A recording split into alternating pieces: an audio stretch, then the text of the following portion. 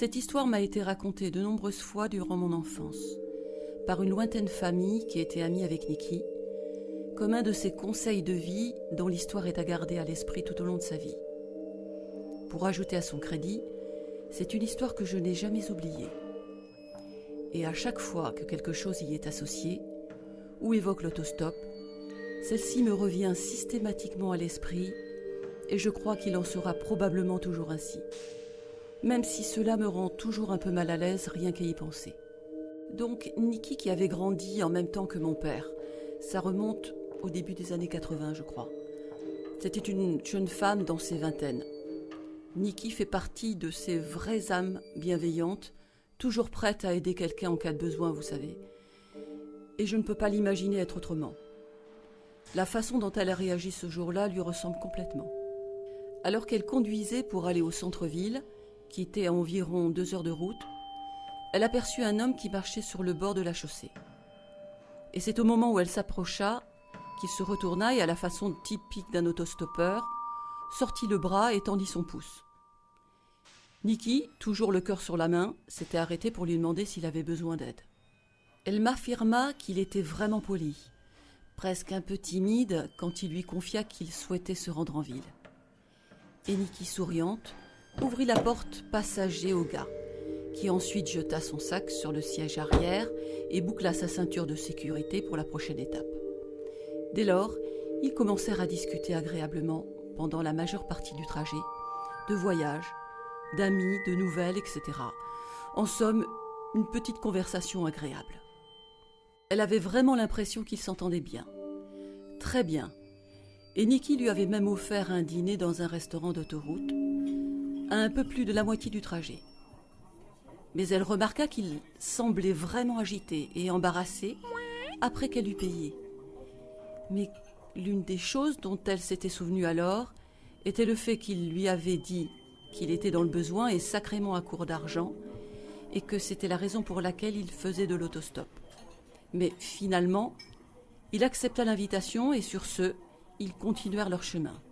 Dès qu'ils entrèrent dans la ville, il la remercia abondamment pour la balade et la nourriture et fut déposé au centre-ville. Avant de sortir du véhicule, il sollicita le numéro de Niki afin de pouvoir un jour la recontacter et lui rendre la politesse de sa générosité. Ravie de la perspective d'avoir des nouvelles de cette amitié naissante, Niki lui écrivit son numéro de téléphone. Puis elle reprit la route de son côté, avec le sentiment heureux d'avoir accompli une bonne action. Maintenant, je suis désolée si vous vous attendiez à ce que quelque chose d'effrayant soit déjà arrivé. Mais je pense que c'est ce qui m'avait fait si peur lorsque j'étais enfant. Tout allait trop bien. À chaque fois que Niki me racontait la suite, son front semblait constamment plissé et une expression bizarre dans ses yeux apparaissait. Et c'est ainsi qu'elle poursuivait son récit. Une semaine plus tard, elle reçut un appel téléphonique du même homme qu'elle avait pris en autostop. Immédiatement après un « Allô ?» il ne la laissa même pas placer un mot et enchaîna en lui disant qu'elle devrait remercier Dieu d'avoir été si bien élevée, car en montant dans sa voiture, il prévoyait de la violer, de la tuer au moment où elle déciderait de faire une petite pause, ensuite de voler sa voiture, de jeter son corps dans un fossé plus loin sur la route, et ensuite de poursuivre joyeusement son chemin. Mais après qu'elle lui ait parlé si gentiment, et qu'elle lui ait même offert un dîner avec un visage si souriant, il n'était pas parvenu à se résoudre à mettre son plan à exécution. Il pensait qu'il n'aurait pas pu survivre avec lui-même après avoir achevé son crime sur une si gentille lady. Ses dernières paroles au téléphone ont été les suivantes. « S'il te plaît, Niki, s'il te plaît, ne prends plus jamais d'autostoppeur. » Puis il a raccroché. Niki n'a plus jamais reçu d'appel de sa part. Après qu'il eut raccroché, elle tenta de recomposer le numéro. Mais il s'avéra que celui-ci émanait d'une cabine téléphonique. Cette histoire m'a appris une chose très importante. Et vous savez, je vais suivre le conseil de cet homme, à savoir ne jamais, jamais prendre un autostoppeur.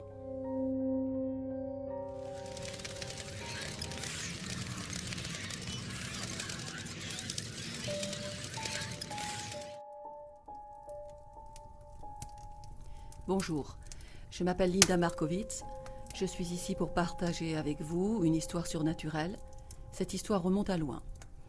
Ma plus jeune fille, Michelle, avait eu des problèmes avec la justice et elle avait été envoyée en détention juvénile à Albany, dans l'État de New York. Je vivais à Harrison à l'époque. Cela faisait environ 2 heures de route. On m'avait autorisé à visiter Michelle uniquement durant les week-ends et seulement pour une courte période de temps. Et en partance pour ma première visite régulière hebdomadaire, je me suis très vite retrouvée dépassée par une énorme tempête de neige. C'était une tempête de neige aveuglante, mais j'étais juste déterminée à m'y rendre quoi qu'il arrive. Ainsi, je poursuivais ma route. J'avançais, mais il y avait des voitures sur les bas-côtés qui n'avaient pas pu aller plus loin. Mais j'étais déterminée sur le fait que si je pouvais bouger, je pouvais avancer. Et du reste, j'étais presque la seule voiture sur l'autoroute. Puis, j'ai vu une silhouette devant moi. Et c'est en me rapprochant que j'ai réalisé qu'il s'agissait d'un homme en train de marcher. Alors que je le dépassais, je ressentis de la compassion pour lui. Et j'avais pensé, j'ai juste besoin d'aider ce type. Il n'y a pas d'autre voiture en vue. Alors je me suis arrêtée, je l'ai attendu, puis il s'est enfin approché et est arrivé par l'arrière. Et s'est présenté à la porte côté conducteur et me dit « Que puis-je faire pour vous, madame ?» J'ai pensé « Que pouvez-vous faire pour moi ? Vous savez que ce n'est pas moi qui suis gelée. » Je lui ai dit « J'ai pensé que vous auriez peut-être besoin d'un chauffeur. » Je lui ai demandé « Voulez-vous faire un tour ?» Oh, je serais si reconnaissant de faire un tour. Cela vous dérangerait-il ? Alors je lui ai dit « Allez, entrez. » Et donc, il est monté dans la voiture. Maintenant, cela s'est passé il y a de nombreuses années. Je ne prendrai probablement plus d'autostoppeur aujourd'hui. Mais c'était beaucoup plus sûr à l'époque. Une fois assis du côté passager, il a immédiatement enlevé ses bottes et ses chaussures. Ses chaussettes. Ses pieds étaient bleus. Il avait vraiment froid. Il ne portait pas de veste décente. Il avait l'air un peu débraillé. Ses cheveux étaient blonds, quelque peu emmêlés et longs. Et la neige, bien sûr, le faisait paraître pire encore. Et ainsi, nous avons commencé à parler. Et il me dit qu'il était en service. « Je suis en service. » C'est ce qu'il a dit. Et il a poursuivi. « Je viens de terminer une mission à Hawaï, et je suis venu dans le New Jersey. Et je n'ai pas pu trouver un moyen de transport vers ma destination suivante. » J'ai répondu. Quelle est votre prochaine destination ? Je songeais en mon fort intérieur que c'était bizarre. J'avais bien sûr pensé qu'il pouvait obtenir un moyen de transport pour aller hors de New York. Ce que je veux dire par là, c'est qu'il pouvait aller n'importe où en partance de New York. Bon, c'est ce qu'il avait dit. C'est alors qu'il me confia qu'il se dirigeait vers Boston. Il me dit « J'ai une mission à Boston, et je dois aller à Boston. » Eh bien, à ce stade, j'avais déterminé jusqu'où je pourrais l'emmener avant que je n'ai besoin de tourner pour aller à Albany et lui se rendre à Boston. Et ainsi, nous avons continué ce très très long voyage. En arrivant sur une station à essence, j'ai pensé qu'il me fallait vraiment appeler l'établissement où se trouvait ma fille pour leur dire que j'allais être très en retard et j'implorais leur merci de me laisser la voir, parce que je pouvais seulement lui rendre visite qu'1 seul jour par semaine. Ils étaient au courant pour la tempête de neige et acceptèrent ma requête, en m'autorisant quand même de pouvoir exercer mon droit de visite dès mon arrivée. Je m'étais donc garée dans la station essence. Alors que j'étais dans la cabine téléphonique en train de composer le numéro, je suis soudainement revenue à moi, réalisant que j'avais laissé la voiture en marche parce que l'homme avait encore très froid. J'ai donc réalisé qu'en laissant le chauffage allumé, j'avais laissé mon sac à main dans la voiture. Puis j'ai eu ce flash dans ma tête. C'était il y a des années quand on devait encore utiliser des cabines téléphoniques et qu'on n'avait pas de téléphone portable, qu'il avait toutes mes infos personnelles à l'intérieur et que s'il voulait s'emparer de tout, il n'y aurait aucun moyen de retourner à la voiture suffisamment rapidement. Quant à faire, autant terminer mon appel, qu'est-ce que je pouvais faire d'autre ? Ensuite, j'ai marché jusqu'à la voiture et je suis montée à l'intérieur. J'ai quand même jeté un coup d'œil à mon sac à main pour voir si tout était OK. et il est apparu qu'il n'avait pas été touché. Et nous avons continué à parler en chemin. Et il m'a raconté des choses vraiment fascinantes. Il m'a raconté des choses qui allaient arriver dans ma vie, qui seraient intéressantes et difficiles. Je me suis dit, mais vous ne me connaissez même pas, comment pouvez-vous dire une chose pareille ? Puis je l'ai laissé parler, et je ne lui ai pas posé de questions, je l'ai juste laissé parler. Et nous sommes allés plus loin, assez loin en fait. Il est probablement resté dans ma voiture durant 45 à 50 minutes, jusqu'à ce que nous arrivions à l'endroit de la route où je devais aller dans un sens et lui dans l'autre. Et je lui ai dit, c'est ici que je dois vous laisser partir. Et il a dit, Ok, je comprends. et il s'est retourné vers moi avant de sortir de la voiture, puis il a ajouté, Je vous reverrai le jour où vous aurez le plus besoin de moi. et moi-même j'ai pensé, vous êtes vraiment bizarre. Je suis contente que vous sortiez de ma voiture. Et il est sorti du côté passager et a immédiatement disparu. Il a juste immédiatement disparu. Il a juste immédiatement disparu. J'ai immédiatement pensé, sapristi, la neige était si aveuglante, et qu'en s'accumulant sur le côté, j'étais peut-être sorti de la route trop près du bord, de la chaussée, et qu'en sortant de la voiture, il aurait peut-être pu avoir glissé sur un talus. Alors, je suis sorti de mon véhicule. J'ai couru à l'arrière et j'en ai fait le tour. Et j'étais absolument submergée par le fait que je n'avais rien vu. Je n'avais vu aucune empreinte nulle part et n'avais vu aucun signe de l'homme. J'avais regardé partout, tout autour. La neige était encore très lourde et je scrutais partout en tous sens.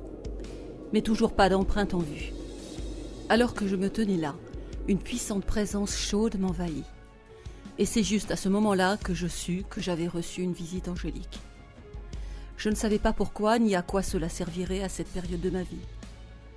Plus tard, j'ai eu une vraie compréhension claire de la raison de cette visite et ce pourquoi il allait à Boston. Mais à ce stade, je ne savais rien.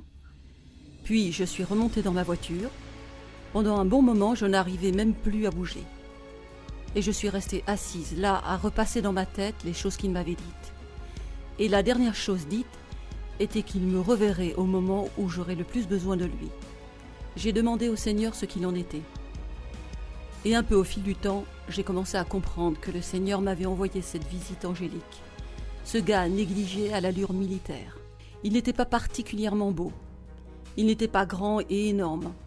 Il ressemblait à un homme normal, mais il avait une allure qui était si attirante, si invitante. Oui, c'est le mot juste.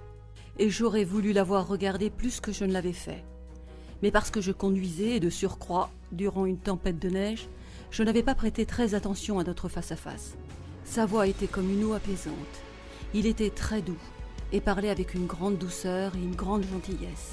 Et c'est lorsque nous nous sommes séparés que j'ai réalisé que quelque chose de surnaturel était en train de se passer à coup sûr. Parce que si vous sortez d'une voiture alors qu'il y a 30 cm de neige devant la porte de celle-ci, il s'y trouvera obligatoirement des preuves que vous avez marché sur cette neige.